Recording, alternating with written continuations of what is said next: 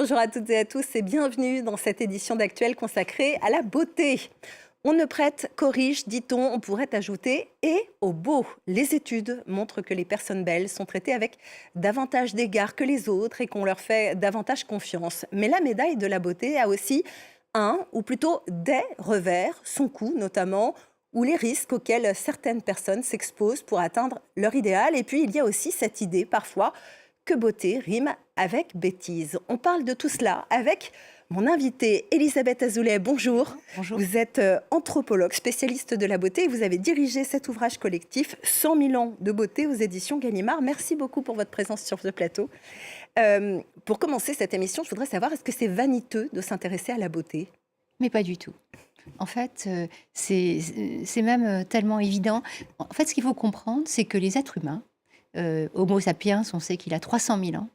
On sait que dès le départ, Homo sapiens ne se contente jamais de son corps biologique. Il a toujours un corps transformé culturellement, volontairement.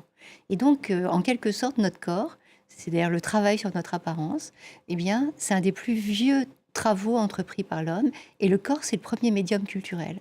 Et donc, c'est pas du tout superficiel. C'est un impératif humain. C'est la signature de l'humain. Et quand vous écrivez 100 000 ans de beauté, ça veut dire que ça a toujours été une obsession des êtres humains. Ça remonte à quand ? Est-ce qu'on peut le dater dans l'histoire ?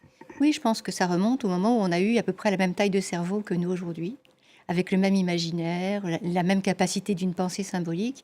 C'est au-delà de 300 000 ans. C'est énorme. C'est une durée vertigineuse, en fait.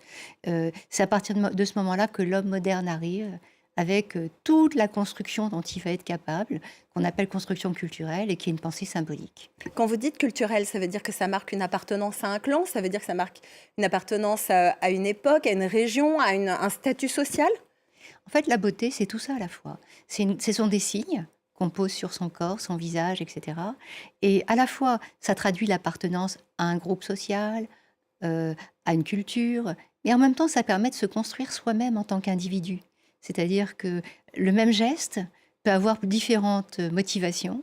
On se déploie dans un espace avec des signes culturels communs dans une culture, mais aussi, bien sûr, on reste des individus et on cherche à exister en tant que personne unique. Est-ce qu'il y a une définition de la beauté ?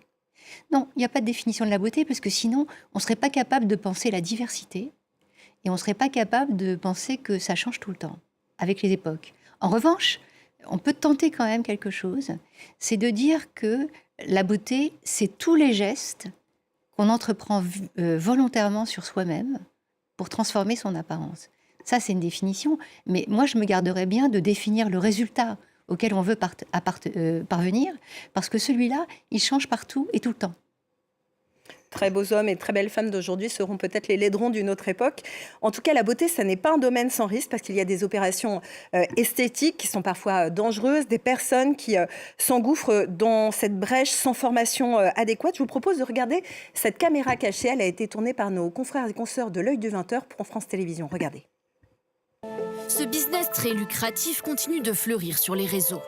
Nous avons fait le test à Lyon. En quelques minutes, nous trouvons des dizaines de comptes promettant un bain de jouvence. Sur celle-ci, cette soi-disant esthéticienne ne cherche même pas à cacher qu'elle pratique des injections, un acte pourtant réservé aux médecins en France. Nous y prenons rendez-vous et nous nous y rendons en caméra cachée. Sur place, un simple immeuble d'habitation. Pas de plaque, aucun doute, ce n'est pas une médecin. Ah, bonjour. Cette femme nous reçoit en réalité chez elle, dans son salon, où une table de massage a été installée. Vous faites des injections à quel niveau du coup?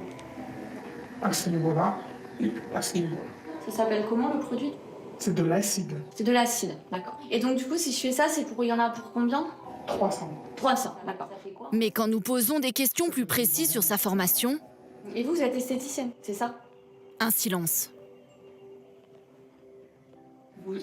Est-ce que vous aviez pris rendez-vous à quel moment? Elle nous demande alors de partir. Nous insistons.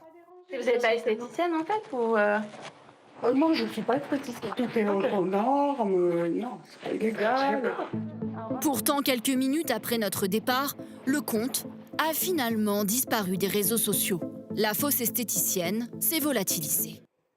Elisabeth Azoulay, risquer sa vie, ou en tout cas sa santé pour devenir beau ou belle, est-ce que c'est vraiment bien raisonnable dans le fond? Pas du tout. Hein. Le but, c'est quand même de rester vivant et en bonne santé. Mais ce qu'il faut comprendre, c'est que tout au long de l'histoire, on a pris des risques insensés pour être beau. Et on s'est prêté à des transformations corporelles parfois pénalisantes. Par exemple, les petits pieds des Chinoises, ça voulait dire le fait de ne pas pouvoir marcher normalement pendant toute une vie, par exemple. Hein. Mais tout ça a été motivé par des croyances, l'idée que c'était très important, ce canon de beauté-là, que quelque part ça renforçait le statut d'une femme suffisamment riche pour ne pas avoir à courir dans les champs et à travailler dans les champs. Et donc ça avait un sens. Là, ce dont on vient de parler avec ce petit reportage, c'est autre chose, c'est une escroquerie. Qu'est-ce que ça apporte concrètement d'avoir cette beauté physique? Quels sont les avantages qu'on peut en tirer en fait? Ils sont de plusieurs ordres. D'abord, on veut tous essayer de se réaliser personnellement, dans une vie amoureuse. Donc c'est un plaisir personnel avant tout? Oui, mais pas seulement. C'est aussi guidé par la nécessité de séduire.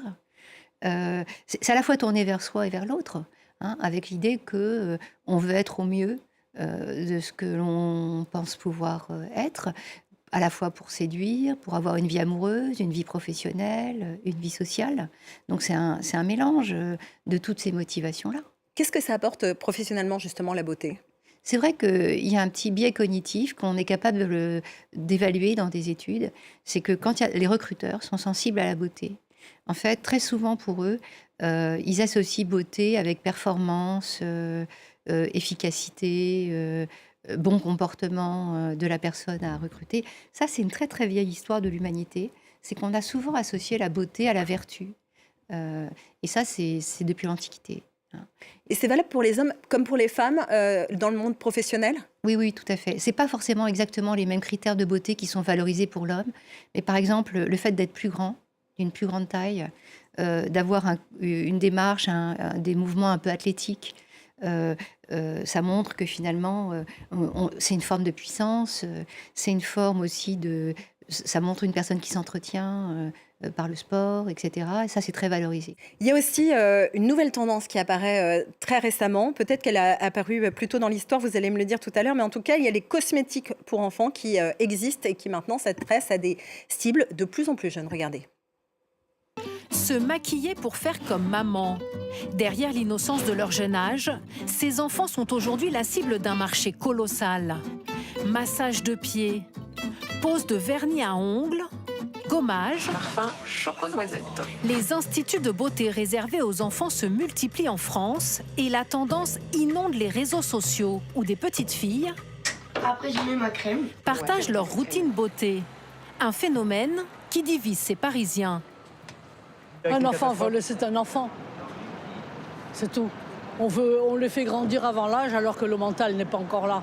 Déjà, ça altère la vision que l'enfant il a de lui-même, enfin l'adolescent il a de lui-même. Et puis c'est aussi fausser une certaine réalité, donc je pense que c'est une mauvaise chose. Chacun fait ce qu'il veut tant que ça démarre pas trop tôt non plus. C'est normal à son âge qu'on se maquille un petit peu, alors faut pas que ce soit trop excessif. J'aime bien avoir une petite touche de maquillage ou juste un petit peu de paillettes ou quelque chose. Ouais, voilà. Cette tendance n'a pas échappé aux marques de cosmétiques. Visage juvénile sur des emballages colorés et fruités. Même l'actrice canadienne Shay Mitchell vient de lancer une gamme de masques hydratants à partir de 3 ans. Déferlante de réactions négatives immédiates sur les réseaux sociaux. Horrifié. Désolée, mais c'est une idée horrible. Ces pratiques sont-elles dangereuses pour les enfants? La peau de l'enfant, on la considère comme une peau parfaite. C'est-à-dire qu'elle n'est pas trop sèche, elle n'est pas trop grasse. Donc, si on met des produits dont on n'a pas besoin, on s'expose inutilement à des éventuels effets secondaires. Le problème, c'est que la peau d'enfant se sensibilise à certains produits qui n'étaient pas utiles. Voilà, déclenchement d'une allergie de contact, eczéma de contact. Rien d'illégal sur ce marché car il n'existe pas de réglementation spécifique définissant les cosmétiques pour enfants.